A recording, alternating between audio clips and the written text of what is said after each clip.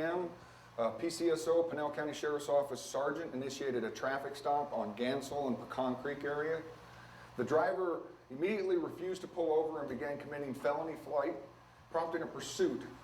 During the chase, the suspect intentionally collided with our sergeant's vehicle, committing aggravated assault just north of Combs Road. During the 6-minute pursuit, the suspect drove recklessly down a main thoroughfare near a shopping plaza and neighborhoods, endangering the public. The suspect vehicle ultimately ended up in a ditch near Gansel Road and East Combs Road, where a deputy-involved shooting occurred. The female driver produced a handgun from inside the vehicle. It was on the dashboard, and it fired at deputies who were positioned behind their patrol vehicles, giving themselves cover and concealment. At least one round was confirmed to have been fired by the suspect, striking the window of a patrol vehicle just inches from the deputy's head. The sergeant and 2 deputies returned fire, striking the suspect. Medical personnel were later pronounced the woman deceased at the scene. The male passenger of the vehicle was detained and transported to a Valley hospital with minor injuries. One deputy sustained injuries from the glass fragments during the exchange of gunfire and was also transported to a Valley hospital with non-life-threatening injuries. He's since been released. The suspect's next of kin has now been notified, so they all are aware. So we're identifying the suspect as 46-year-old Melissa Mills from Apache Junction. I'd like to point out that Melissa has a history of unlawful flight from law enforcement. She was arrested in 2024 for unlawful flight. She was also arrested for possession of dangerous drugs at that time and possession of drug paraphernalia back in 2024.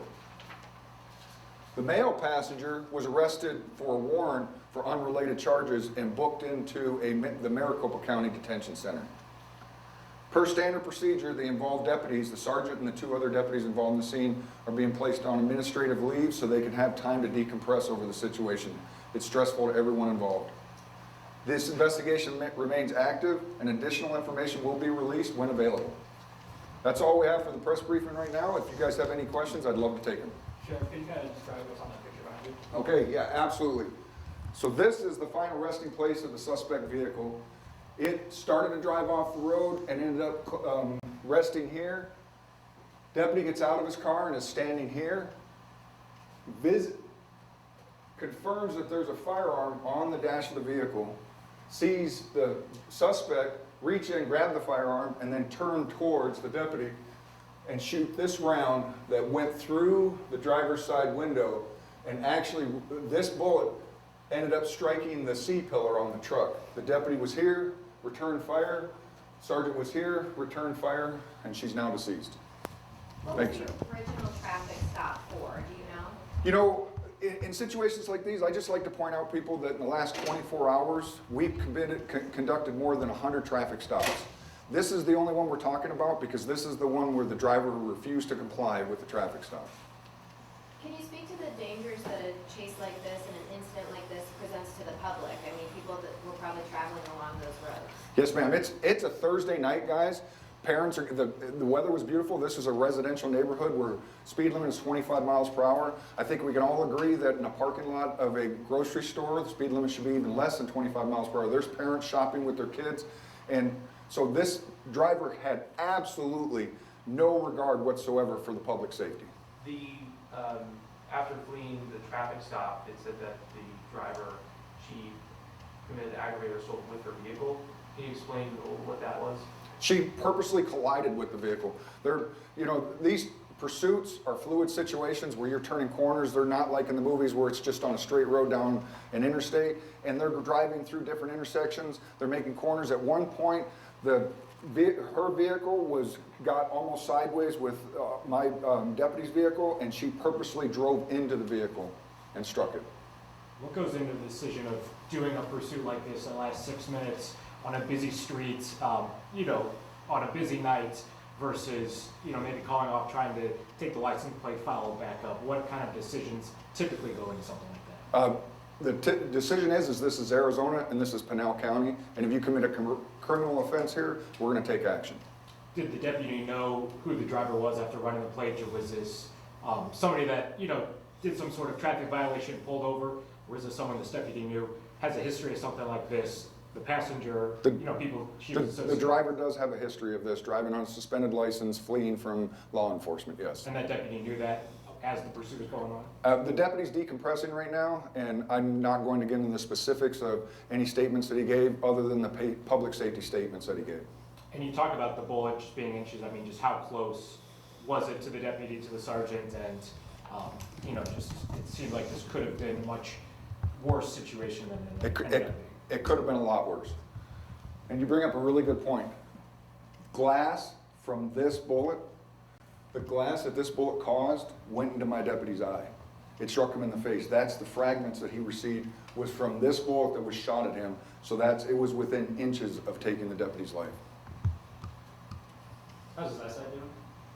Glass actually go into that? Yes, it did, and it was washed out. Luckily, there was just superficial wounds, a couple minor cuts, so very fortunate with that situation, yes, sir. You said he went around the side, saw the gun on the dashboard. Did she come out guns blazing, or did she fire out the window, or how did that whole thing happen? She originally started to exit the vehicle, stared at the deputy, stared at the sergeant, then reached back into the vehicle and retrieved the handgun from the dash of the vehicle, and then turned and pointed towards the deputy. Hi, Stephanie. So you guys were ready, that you only got one shot off? Yes, sir. Yeah, And she was not supposed to have a firearm, just with her previous history, I'm assuming. I don't know if she's a convicted felon. She would have to be a convicted felon to be a prohibited possessor and not have her rights restored. So I do not have her complete prior criminal justice involvement yet. That's something that our homicide detectives are working on. What kind of charges could the passenger face in light of this incident? This is an ongoing situation. I will tell you that we are currently drafting a search warrant to get into the vehicle to find out more. The vehicle was taken as evidence, but until the search warrant is drafted, he was booked on a warrant for his arrest that was completely unrelated to this situation. He may face charges, but that's still an ongoing investigation. Her last name was Mills? Yes, sir. M-I-L-L-S? Yes, M-I-L-S, Melissa Mills, She 46 called years this a old. Suicide by cop? I never call it suicide by cop. I call it attempted aggravated assault of a police officer and attempted murder on a police officer. Do you know the relationship between Mills and this man, and what was that warrant he was booked for? The warrant was for a DPS criminal traffic violation, and as of now, we find no relation to this pursuit and this incident.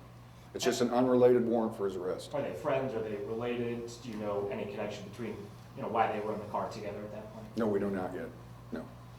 Just for clarification, the sergeant who initially tried to pull the person over is not the person who shot the gun, correct? The sergeant was one of the 3 deputies that fired on that. The sergeant was not the deputy that received the injuries, but he was there on scene and didn't return fire. How long has the deputy who was hurt been with you guys? That's a good question. May's been with us a couple years now. Yes, sir. All right. Nothing else, guys? I really appreciate you guys coming in, and thank you for getting the information out there. Appreciate it. And we'll give you more information as we have it. Thank you. Thank you, Judge. Thank you. Do you have a booking number?